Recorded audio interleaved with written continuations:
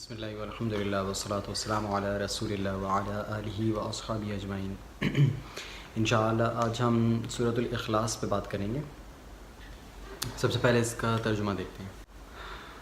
کہہ دو بات یہ ہے کہ اللہ ہر لحاظ سے ایک ہے، اللہ ہی ایسا ہے کہ سب اس کے محتاج ہیں، وہ کسی کا محتاج نہیں، نہ اس کی کوئی اولاد ہے اور نہ وہ کسی کی اولاد ہے،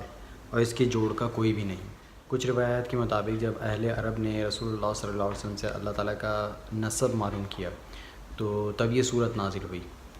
لیکن کچھ روایات کے مطابق یہ بھی معلوم ہوتا ہے کہ یہ صورت نہ صرف مکی ہے بلکہ مکی دور کے بھی جو ہے وہ انتہائی اوائل کی ہے، کہ جب رسول اللہ صلی اللہ علیہ وسلم کی دعوت کو لوگ سمجھنے کی کوشش کر رہے تھے،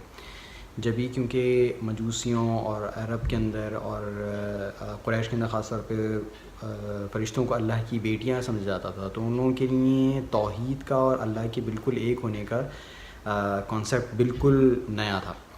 تو اس وجہ سے جو ہے وہ انہوں نے یہ سوال جو ہے وہ رسول اللہ صلی اللہ علیہ وسلم سے کیا۔ مشہور روایت ہے کہ سورہ اخلاص جو ہے وہ 1/3 قرآن کے برابر ہے۔ اس کی پرابیبلی وجہ یہ ہے کہ چونکہ قرآن مینلی 3 چیزوں پہ زیادہ تر بات کرتا ہے، جس میں توحید ہے، رسالت ہے اور عقیدہ آخرت ہے، تو یہ صورت چونکہ اللہ کی بڑائی کے اوپر اور اللہ کی تعارف کے اوپر جو ہے وہ مینلی اور بڑی کمپریہنسولی بات کرتی ہے، تو اس لیے یہ جو ہے وہ اس کو 1/3 قرآن کے برابر سمجھا جاتا ہے۔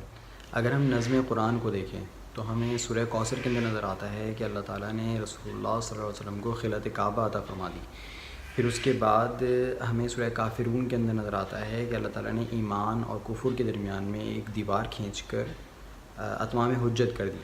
پھر سورہ نصر کے اندر اسلام کے دور دور تک پھیلنے کی جو ہے وہ خوشخبری سنا دی، اور پھر سورہ لہب کے اندر اس مہم کے اندر جو سب سے بڑی رکاوٹ تھی اس کے دور ہونے کی بشارت دے دی۔ پھر سورہ اخلاص کے اندر اس بات کی یاد دہانی ہے کہ اے مسلمانوں، جس چیز کے لیے، جس کاز کے لیے یہ مہم ساری سٹارٹ ہوئی تھی،